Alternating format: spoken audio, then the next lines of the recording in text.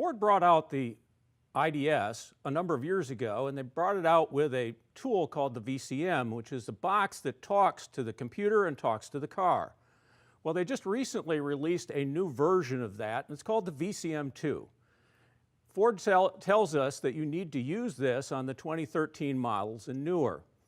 But one of the other things that they did that is really unique with this tool, it comes with a subscription service. Now, I think that the subscription service is actually a very good thing because what it comes with is the ability to get the downloads that you need to reprogram modules, recalibrate modules, all as part of the cost of the tool. And so when you get and buy the tool, you're going to end up needing to buy the subscription to go with it. And in the process of doing that, as I say, you get the opportunity to recalibrate cars, to reprogram cars. And this goes on for a year. So let's talk about and go through the process then of setting this tool up on your computer once you've gotten it. One of the things that Ford did with their subscription service is that they also extended that from the VCM2, which is new, to the older VCM. Many of you have maybe used the older VCM with the IDS and recognize what this box looks like. And with the latest version of IDS software, you have to have a subscription service to use this box as well.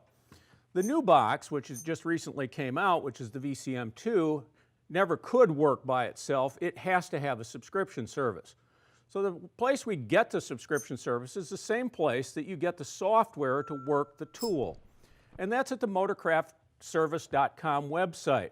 Now, I've got an example of that right here on the computer.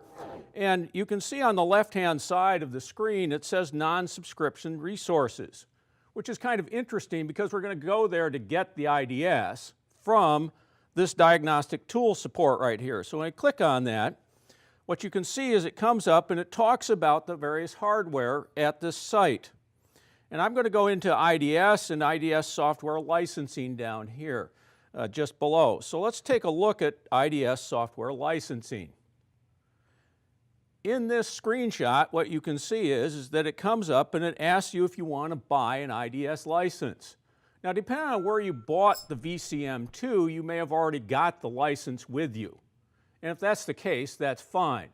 Otherwise, you can go right here. And when you go to revise your subscription or renew your subscription, this is where you'll go to buy it from Ford. If you've got an old VCM, this is where you go to get a subscription for it. Now, that is one of the things that you have to recognize, and that is for every one of these boxes that you own, whether it's the VCM 1 or 2, you need a subscription for each one.